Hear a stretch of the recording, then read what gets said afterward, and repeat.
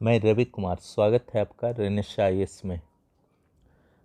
जैसा कि सिंधु घाटी सभ्यता यानी कि हड़प्पा सभ्यता से संबंधित 3 क्लासेस आपके हो चुके हैं और हड़प्पा सभ्यता प्रारंभिक परीक्षा के लिए समाप्त हो चुके हैं।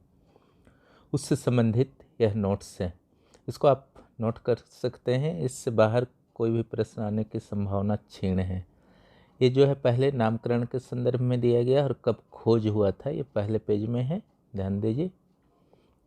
दूसरा पेज में जो है भौगोलिक विस्तार है, कितना क्षेत्रफल है, उत्तर से दक्षिण की क्या लंबाई है, पश्चिम से पूर्व की क्या लंबाई है, समुद्री सीमा क्या है, और चौहद्दी के बारे में बताया गया है, बाउंड्रीज के बारे में बताया गया है, और अफगानिस्तान में कौन से 2 स्थल हैं उनके बारे में बताया गया है। आपकी जो स्टडी का तरीका होना चाहिए वो पूरी तरह से एग्ज़ाम ओरिएंटेड होना चाहिए। अनावश्यक फैक्ट्स को रटने से बचिए। जो भी मैं दे रहा हूँ वह सीधे सीधे एग्ज़ाम्स में आएंगे।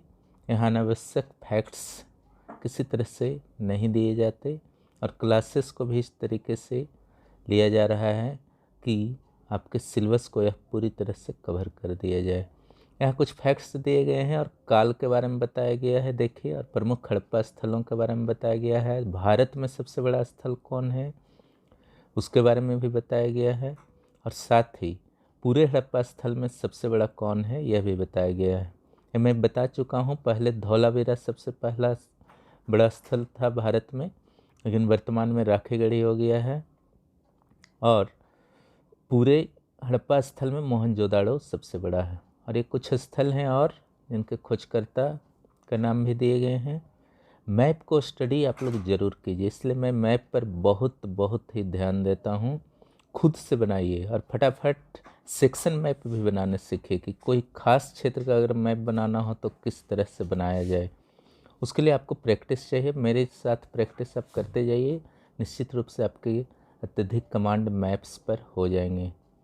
देखिए, हड़प्पा सभ्यता के नगर नियोजन के बारे में बताया गया है, किस ढंग से पश्चिमी भाग, जिसको गढ़ी भी कहा जाता था, पूर्वी भाग नीचे था, पश्चिमी भाग ज़्यादा समृद्ध था। उसमें कुछ फैक्ट्स मैंने नीचे लिखा है। दोनों भाग किलेबंद कौन थे, प्रवेश द्वार, दुर्ग की उपस्थिति, बुर्ज रहित शहर, दुर्ग रहित शहर।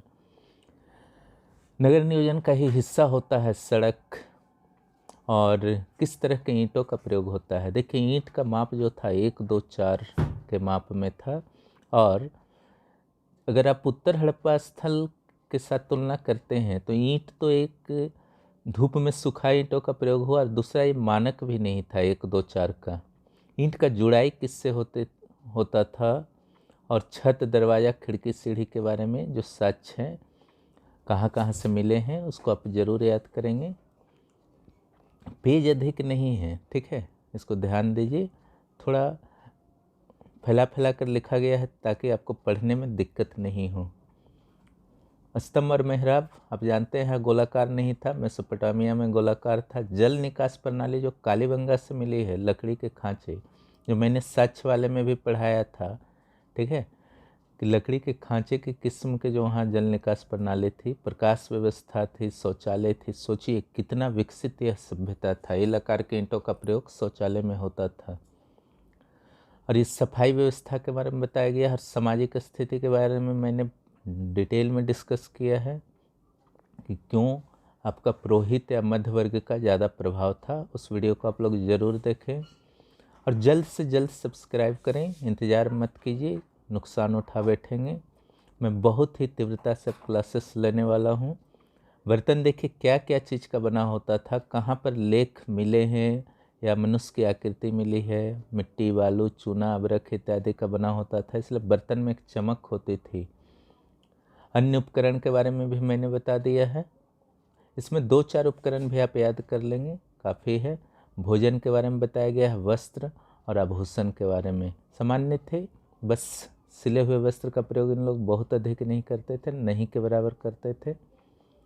आगे आप देखते हैं जो साक्ष्य क्या क्या चीज़ मिले हैं प्रसाधन के, चाहे चूड़ी हो या चांदी की अंगूठी हो, ठीक है। और इसके अलावा मनोरंजन के साधन, प्रसाधन, बैलगाड़ी के साक्ष्य, मोहनजोदड़ो चन्होदड़ो से जो 4 और 2 पहियों वाले साक्ष्य मिले हैं। लोथल से तांबे के बैल की आकृति मिली है। चिकित्सा जो था हिरण बारहसिंगा के सिंह के साथ साथ आपके शिलाजीत का भी प्रयोग होता था। शल्य चिकित्सा का साक्ष्य कालीबंगा में मैंने एक बताया था ना कि वहाँ एक लाश को जो है शल्य चिकित्सा के बाद गाड़ा गया है। मृतक संस्कार के बारे में कि किस ढंग से मृतक संस्कार किए जाते थे। केवल आप इतिहास में लिख देंगे ये होता था वो होता था तो नहीं चलेगा, साथ में आपको अपने तर्क को पुष्ट करने के लिए तरह तरह के एग्जाम्पल्स देने होंगे। इसलिए मैं एग्जाम्पल दे रहा हूँ और साथ ही ये प्रारंभिक परीक्षा में कहीं से भी प्रश्न आ सकते हैं। राजनीतिक स्थिति के बारे में है, ठीक है। पुरोहित वर्ग के बारे में पिग्गट ने बताया है, जबकि प्रतिनिधि शासन प्रणाली के बारे में मैके ने बताया है। देखिए, अर्थव्यवस्था रबी फसल की प्रमुखता थी, इसे मैंने बहुत अच्छी तरह से समझाया है। पशुपालन, गैंडा और ऊँट के साक्ष्य को विशेष ध्यान रखिएगा। उद्योग का देखिए, जितने भी प्रमुख उद्योग थे और कहाँ होते थे इस पर आपको कंट्रोल रखना है। विदेश व्यापार में दिलमुन मकन मेलुहा हड़प्पा सभ्यता के लिए यूज होता था। धातु और जो अधातु कौन कौन प्रयोग होते थे इस पर भी आपको ध्यान रखना है।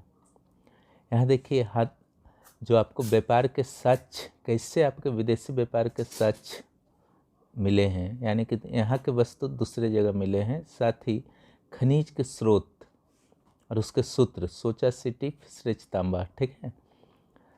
इसी तरह अलग अलग टाइप के पत्थर, जिसमें लाजवर्द मणि जो है बदख्शा क्षेत्र से आता था, बहुत ही इम्पोर्टेंट है, ठीक है। जेडाइर पामेर पठार से आता था, अल्बस्टर बलूचिस्तान से आता था। क्या इन लोग निर्यात करते थे, क्या आयात करते थे? 5000 साल पहले भी ऐसा होता था, 4500 साल पहले। ये सोचना भी थोड़ा सा आश्चर्यजनक लगता है, लेकिन हमारी सभ्यता ही ऐसी है। धार्मिक मान्यताएं में देखिए, अग्नि पूजा, जल पूजा, मातृदेवी पूजा, लिंग और योनि की उपासना, योगी की उपासना। एक डायग्राम के माध्यम से मैंने बता दिया है कौन कौन जानवर किधर थे योगी के। पुनर्जन्म, जादू टोना, ठीक है। इसके अलावा जो कला था इस शॉर्ट में है, इसका डिटेल्स जो है मुख्य परीक्षा में बताऊंगा। इसमें मृदभांड, मूर्ति निर्माण कला, मोहर निर्माण, मोहर कितने प्राप्त हुए हैं, उस पर क्या क्या चिन्ह थे, इस सब पर ध्यान देना है आपको। उसी ढंग से लिपि 1857 में पहली बार खोज की गई थी, ठीक है। चित्रात्मक थी, खुलावर्त शैली थी। सबसे बड़ी बात थी दाएं से बाएं लिखे जाते थे उर्दू की तरह। 396 कुल मिले हैं। विशेष नगर, कुछ विशेष जो सीधे प्रारंभिक परीक्षा में आएंगे, इसलिए मैंने इसे डाल दिया है, इसे ज़रूर आप लोग ध्यान से नोट कर लीजिए। उसके बाद आते हैं हम लोग पूर्व हड़प्पा स्थल। एक उद्गम का जब मैं मुख्य परीक्षा के लिए पढ़ाऊँगा तो कौन कौन से पूर्व हड़प्पा स्थल थे जिसकी विशेषताएं हड़प्पा सभ्यता से कुछ मिलती थी, जिसके आधार पर यह विद्वानों ने सिद्ध किया कि हड़प्पा की उत्पत्ति भारत में ही है। उसी तरह से उत्तर सिंधु संस्कृति जो झुक्कड़ झाकड़ आहार कायथायरन है, और इसके अलावा उत्तर हड़प्पा स्थल और परिपक्व हड़प्पा स्थल के बीच तुलना को मैंने दिया है। कुछ पतन के कारणों को जो अलग अलग विद्वानों के द्वारा बताया गया है, इस प्रश्न जो है सीधे आ जाते हैं, भी अत्यंत महत्वपूर्ण है। जहाँ तक साक्ष्य की बात है तो आप लोग वीडियो को देख लीजिए, वहाँ पर मैंने बहुत अच्छी तरह समझा दिया। और सूत्र को पूरी तरह से याद कीजिए और 3-4 बार उस सूत्र का फुल फॉर्म जरूर लिख लीजिए, अन्यथा भूल जाएंगे। धन्यवाद। लाइक और सब्सक्राइब करें।